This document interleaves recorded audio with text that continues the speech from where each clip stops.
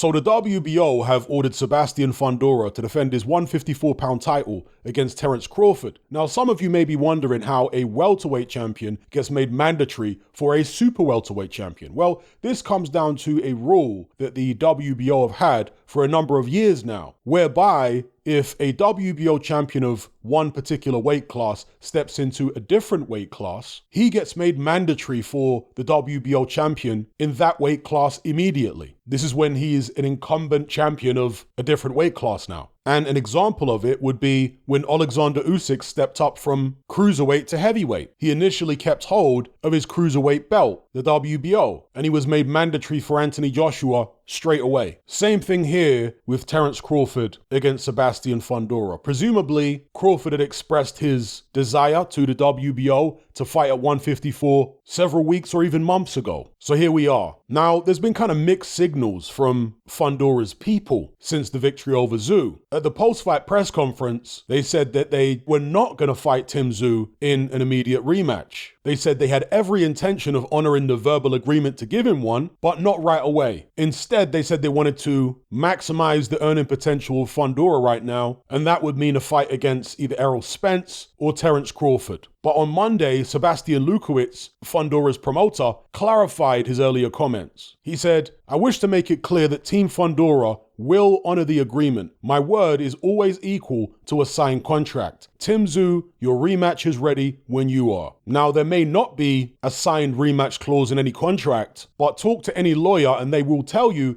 that verbal agreements can be legally binding, particularly if there are witnesses to said verbal agreement. Obviously, it's always better to get things in writing, but in some instances, a verbal agreement can be legally enforceable. Is that the case here with Fundora and Tim Tszyu? Will Fundora be forced to fight Tim Tszyu again immediately against his team's preference, which would be Terence Crawford or Errol Spence? I think that the whole thing has exposed the ineptitude of Tim Tszyu's team. You've taken a late replacement at 12 days notice, who's a southpaw and about a foot taller than the guy you were previously going to box, the guy you'd been preparing for several weeks for. That's the first thing. The second thing, you don't have a written rematch clause in any contract. And the third thing is they apparently didn't have the necessary things in Tszyu's corner to deal with his cut appropriately. So it just comes across as very amateurish. Now, with regards to what happens next for Fundora, who he fights, personally, I don't really mind. I'd see the Tszyu fight again. I'd see a Crawford fight. I don't know about Errol Spence, though. I don't know on what grounds Errol Spence would get a Fundora fight, a world title shot at 154. He's not a champion at 147 to become mandatory for it, so that would be a voluntary defense. And surely a rematch with Tim Tszyu would trump a voluntary defense for Fundora. And if it is Terence Crawford, that would be an interesting one just because of the size dynamic. I would pick Terence Crawford to win, but the spectacle of it would be interesting. And as it stands right now, Terence Crawford is the front runner to fight Fundora next because of that mandatory status. The only way it wouldn't be Terence Crawford next is if either Crawford doesn't want it or if Fundora decides to relinquish the WBO belt. Anyway, those are my thoughts on the whole thing. Give me your thoughts in the comment section below. And before I go, some of you have been asking for my post-fight thoughts on Vidal Riley versus Mikhail Lawal, Chris Kongo versus Florian Marku,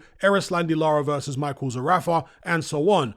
I actually uploaded all of that to my Patreon page a couple of days ago. So if you want to access it, as well as all of my other extra boxing content, download the Patreon app from the Play Store or the App Store.